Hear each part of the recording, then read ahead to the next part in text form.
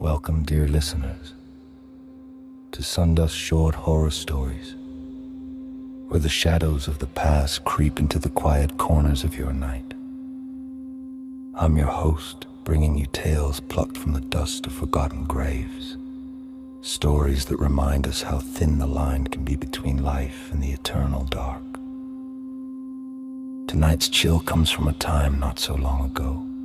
It's called Ring Bell of Still Alive, when medicine was more guesswork than science, and death wasn't always as final as it seemed. In the days of our grandparents, or perhaps great-grandparents, the fear of being buried alive haunted entire communities.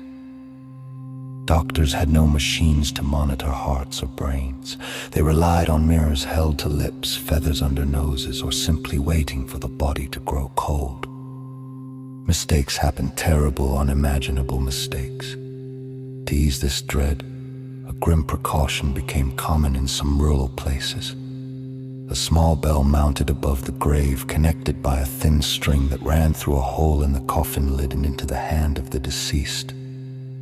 If the corpse awoke in that suffocating darkness, they could pull the string, ring the bell, cry out to the living, "I'm still here." My grandfather shared this next tale with me when I was young, a story from his own childhood that he swore was true. It's about his Aunt Jane and a bell that rang too late. Years ago, in a quiet countryside, much like the one my grandfather grew up in, things were far simpler and far more unforgiving than today. There were no hospitals with bright lights and beeping monitors, no advanced tests to confirm the end of life. When someone fell ill, families cared for them at home, and death often came swiftly and without warning. That's what happened to Aunt Jane. She was only 33, full of life one week and stricken with a sudden, fierce sickness the next. A raging fever gripped her, sapping her strength day by day. After about a week, her breathing grew shallow, then stopped altogether. Her family, hearts heavy with grief, checked for any sign of life, but found none.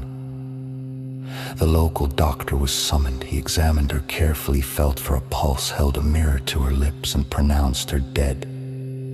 Jane was sent to the undertaker, who prepared her body with quiet respect, washing her, dressing her in her finest clothes, laying her in a simple wooden casket lined with faded satin. A few days later, the funeral came and went under a gray sky. Mourners gathered at the small family plot in the local cemetery, said their tearful goodbyes, and lowered her into the earth.